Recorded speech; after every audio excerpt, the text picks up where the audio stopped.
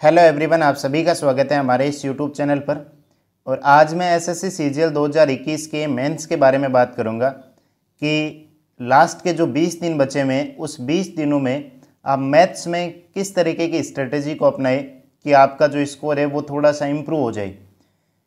और मेरा मैथ्स में 190 प्लस जो है वो रो स्कोर 3 बार आ चुका है, जो कि सीजीएल 18, सीजीएल 19 और सीजीएल 20, जिसमें मेरा रो स्कोर 190, 192.5 और 190 है।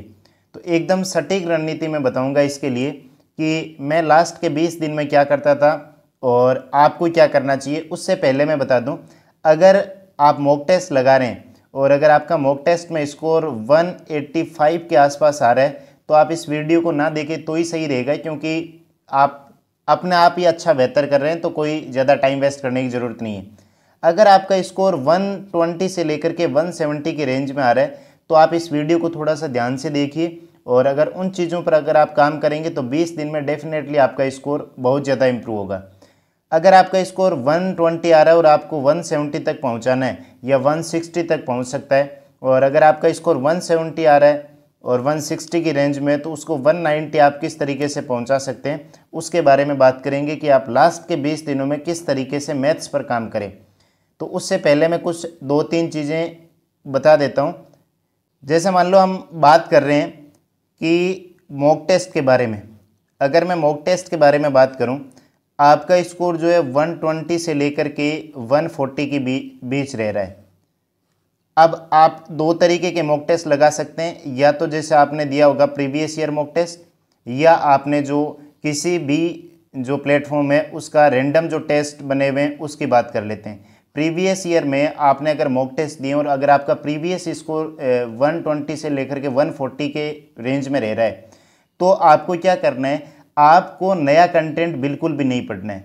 नया कंटेंट आप उसको स्किप कर दीजिए। आप अगर कुछ यूट्यूब वीडियो देख रहे हैं, जैसे नए नए क्वेश्चन देख रहे हैं, उसके ऊपर भी आप काम करना बंद कर दीजिए।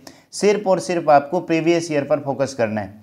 प्रीवियस ईयर में क्या करना है, जैसे आपको एक थोड़ा सा एनालिसिस करना है। अभी जैसे आप देखोगे तो 2019 में और 2020 में और 2018 में अगर मैं बात करूं तो थोड़ा सा अगर आप एनालिसिस करके चलोगे, जैसे मैं एक बात कर लेता हूं कि अलजेब्रा के बारे में, ठीक है।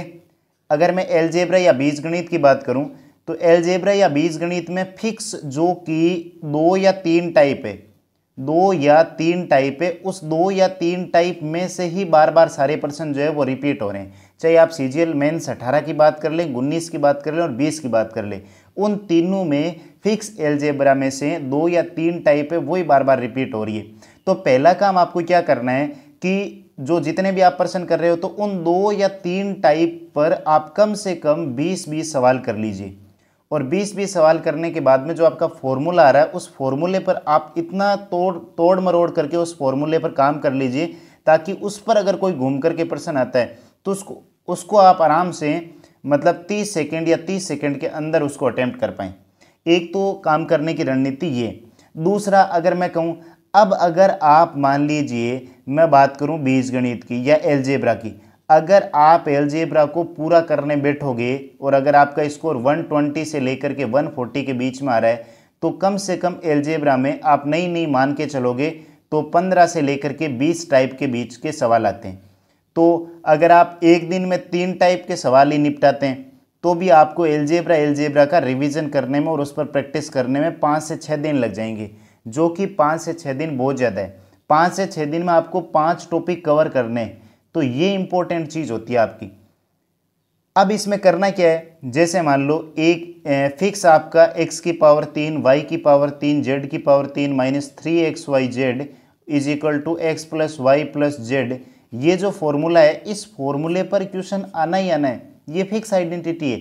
तो इसके ऊपर घुमा फिरा करके 2-3 टाइप के सवाल पूछता है, तो इसको आप थोड़ा सा मजबूत कर लीजिए। उसके बाद में अगर मैं बात करूं, एक जो फिक्स आइडेंटिटी होती है x plus y plus z बराबर 0 वाली, उस पर भी कई बार पूछा जा रहा है, लेकिन इसका क्रेज अभी थोड़ा सा कम हुआ है, कोई ज़्यादा क्रेज नहीं है। अब आपको क्या करना है, एक x प्लस 1/x से आपके जो वैल्यू पुट करने वाले होते हैं x की पावर 5 प्लस 1/x की पावर 5, वो वाले इस तरीके के जो भी फॉर्मूले वो एक बार रिवाइज कर लीजिए। तो ये फिक्स जो है वो 4-5 टाइप है, उस पर आप एक बार काम कीजिए। ऐसे ही अगर मैं बात करूं प्रतिशत की, तो प्रतिशत में अगर आप देखोगे तो प्रीवियस ईयर का 18 19 20 का ट्रेंड देखोगे। मेन आपको क्या करना है, अगर आपने प्रीवियस ईयर मॉक टेस्ट नहीं दिए हैं तो आपको पहले क्या करना है, 18 के 19 के और 20 के मेंस के प्रीवियस ईयर के जो मेंस के मॉक टेस्ट है वो लगाने, और उसमें आपको किस टाइप में ज़्यादा प्रॉब्लम हो रही है उसी को बार बार सोल्व करना है। ठीक है, आप अब एक भी नया मॉक टेस्ट जो होगा, जैसे किसी भी प्लेटफॉर्म का है, उसमें जो नए मॉक टेस्ट आ रहे हैं उन नए मॉक टेस्ट को ट्राई नहीं करना है। उस पर अगर आप ट्राई करोगे और अगर मान लीजिए थोड़ा सा मॉक टेस्ट जो है वो इररिलेवेंट निकल गया और आपका स्कोर 140 आ रहा था और आपने 2 मॉक टेस्ट दिए और आपका स्कोर 100 आ गया, तो आपका कॉन्फिडेंस तो वैसे ही टूट जाएगा, आप उसके बाद में मेंस में कुछ कर ही नहीं पाओगे। तो आपको क्या करना है, ये प्रीवियस ईयर के मॉक टेस्ट लगाने जिससे आपका स्कोर जो है वो बूस्ट होकर के 170 175 के आसपास चला जाए, जिससे आपका कॉन्फिडेंस बूस्ट होगा।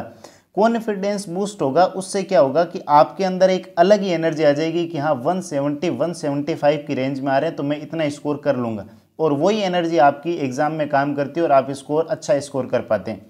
और एक चीज़ और बता दूं कि ना तो किसी प्लेटफॉर्म को पता है कि किस टाइप के पर्सन 2021 के मेंस में आने, तो आप प्रीवियस ईयर को आधार लेकर के ही उसी के हिसाब से तैयारी करें।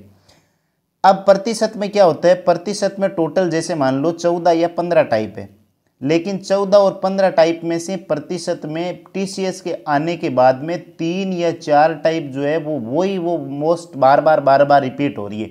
जैसे एक तो ये फिक्स एसएससी का पैटर्न है, आय बराबर बचत प्लस खर्च।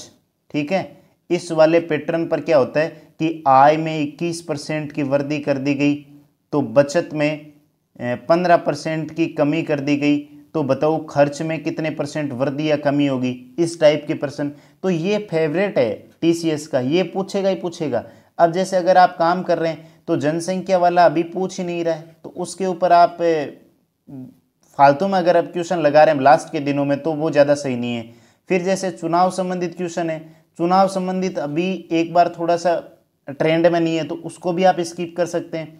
तो इस तरीके से क्या होगा, थोड़ा सा पैटर्न ऑब्जर्व करोगे, 18 19 20 का मेंस दोगे, मेंस के पेपर दोगे तीनों, उससे आपको ट्रेंड पता चल जाएगा। और 21 के जो पेपर लगे प्री के वो आप दे सकते हैं एक बार लास्ट के दिनों में, एक दिन में 2-3 सेट कर लो तो 7 दिन में हो जाएंगे, और फिर लास्ट में यही चीज़ आपको बार बार रिपीट करनी है। अब जिनका स्कोर जो आ रहा है 160 से लेकर के 170 की रेंज में आ रहा है, तो उनको ऐसे लग रहा होगा कि 160 और 170 अगर हमारा स्कोर आ रहा है और हम नए मॉक टेस्ट देंगे तो हमारा स्कोर इंप्रूव हो जाएगा। ऐसी गलती आप बिल्कुल भी ना करें। आप नए मॉक टेस्ट के चक्कर में नहीं पड़े, आप वापिस एक बार रिपीट मोड पर 18 19 और 20 का मेंस दे, और मेंस देने के बाद में जैसे 18 का आपने पहला पेपर दिया, 18 का जो 11 सितंबर को, 12 को और 13 को हुआ था, 11 का थोड़ा सा मतलब इजी साइड में था, फिर 12 का ठीक था, फिर 13 का उससे थोड़ा सा ठीक था। तो आपको क्या होगा, आप खुद अपने दिमाग में एक बार चीज़ को सोचो कि हाँ मेरे क्या सारे के सारे कंसेप्ट पढ़े हुए हैं क्या।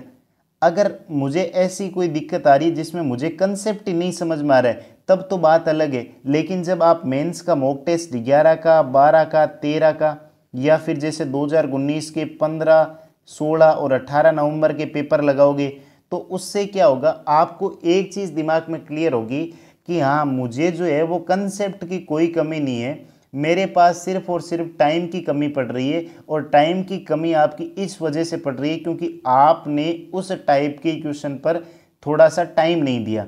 अगर आप उस टाइप के, आपके पास में जो भी बुक है, जैसे मान लो किरण पब्लिकेशन की जो प्रीवियस ईयर की है या फिर राकेश यादव पब्लिकेशन की है, उसमें से उस टाइप के कम से कम आप 5 से 7 सवाल वहाँ जा कर के प्रैक्टिस करो। मॉक टेस्ट का मतलब ये होता है कि आप उसको एनालिसिस करो, एनालिसिस करने के बाद में उस टाइप का पर्सन आप बुक में जाओ और उसके 7 पर्सन आप कंटिन्यूस उसके लगा दो, तो आपका वो कंसेप्ट ही क्लियर हो जाएगा। तो ये चीज़ आपको क्या करनी है, लास्ट के दिनों में ये करनी है। अब मैं वापस एक बार बता देता हूँ, आपको क्या करना है, प्रीवियस ईयर के मॉक टेस्ट ही लगाने हैं, पहले इंपॉर्टेंट चीज़। ठीक है, न्यू मॉक टेस्ट जिसको आप टच भी नहीं करोगे उसको आप कैंसिल कर देना, उसके बारे में सोचना भी नहीं है। ठीक है, अगर आपका ऐसा मन करता है कि न्यू मॉक टेस्ट लगाएं, उससे अच्छा है कि आप CGL 21 के प्री के पेपर सोल्व कर लीजिए या CHSL 21 के जो सेट है वो कर लीजिए। ठीक है, या फिर अगर आपको ज़्यादा ही हो रहा है तो आपने जिस भी टेस्ट प्लेटफॉर्म का टेस्ट सीरीज लिए उसमें CPO के जो पेपर हैं, जिसमें जैसे मान लो 50 क्वेश्चन आते हैं, तो CPO के आप क्या करो, पहला सेट और दूसरा सेट, 2 सेट आप एक साथ ओपन करके लगा दो। CPO में क्वेश्चन जो है वो थोड़े से ठीक ठाक लेवल के आते हैं। तीसरी चीज़ आपको ये करनी है कि अब एक भी नया कंसेप्ट नहीं पढ़ना है। ठीक है, न्यू कंसेप्ट जो भी है उसके ऊपर आपको काम बिल्कुल भी नहीं करना है। आपने, मैं उम्मीद करता हूं कि जो भी आपने टेस्ट दिए होंगे अभी तक प्री से लेकर के मेंस तक, उसके जैसे मान लो आपने कॉपी में नोट्स बनाए होंगे, जैसे आपने यहाँ दिया होगा, जैसे किसी भी प्लेटफॉर्म का है तो उसका टेस्ट नंबर आपने 1 लिखा, उसमें अगर आपको पहला प्रश्न नहीं आ रहा है तो पहला प्रश्न लिखा, उसका सॉल्यूशन लिखा होगा। इस तरीके से आपको जो जो प्रश्न नहीं आ रहे होंगे उसको यहाँ पर कॉपी में नोट किया होगा।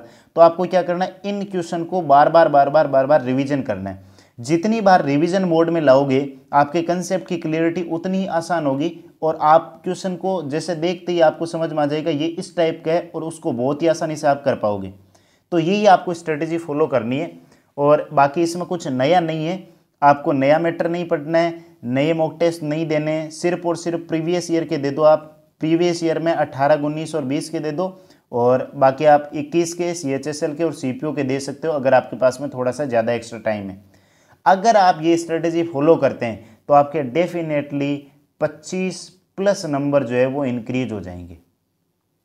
और एक चीज़ और, आपको अगर घबराहट हो रही है या एंजाइटी हो रही है कि हाँ ये वाला सिस्टम जो है वो मैं पढ़ रहा हूँ पढ़ते पढ़ते कि हाँ सिलेबस पूरा नहीं हो रहा है, इतनी बड़ी किरण की बुक पढ़ी है इसको मैं पूरा नहीं कर सकते, तो आप कंप्लीट बुक को पूरा नहीं कर सकते।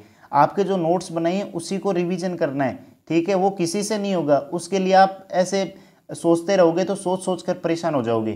ठीक है, तो आप प्रीवियस ईयर पर काम कीजिए और जो कॉपी में नोट्स बना रखे हैं उस पर, और जो आपने टेस्ट दिए हैं उस टेस्ट में जो प्रश्न नहीं आए थे उसके जो नोट्स हैं उनको बार बार रिवीजन करिए। और उसके अलावा आपको कुछ भी नया करने की ज़रूरत नहीं है, आपका एग्ज़ाम जो होगा वो एकदम बेस्ट होगा। ठीक है, तो आज के वीडियो में बस इतना ही। बाकी 2022 की जो CGL की स्ट्रेटेजी है उसमें मैथ्स का मैं शुरू से बता दूंगा कि आपको 5-6 महीने में मैथ्स किस तरीके से कवर करनी है, एक एक पूरा डिटेल में मैं मेरे नोट्स दिखा दूंगा। नोट्स दिखाने के बाद में हाँ इस टाइप को इस तरीके से पढ़ना है, इसके क्वेश्चन आपको इस बुक में से इस तरीके से लगाने हैं। ठीक है, तो आज के वीडियो में इतना ही। Thanks for watching this video.